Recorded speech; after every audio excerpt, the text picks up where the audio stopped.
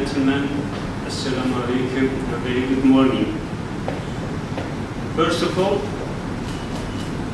I would like to welcome all of you here in your second home, and it's a great pleasure to have you with us today in Turkish. Mayası bozuk, rotum in legal. In other words, we call them abbreviation FETÖ. So to overthrow our democratically elected government and was the culmination of years of plotting against Turkish state. FETÖ, which is not only a terrorist organization,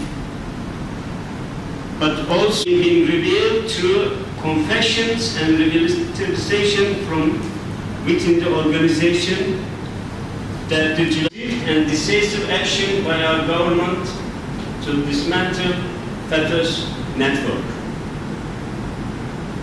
Thousands of arrests were made to restore confidence in our institutions and ensure that such threat would never again endanger our nation.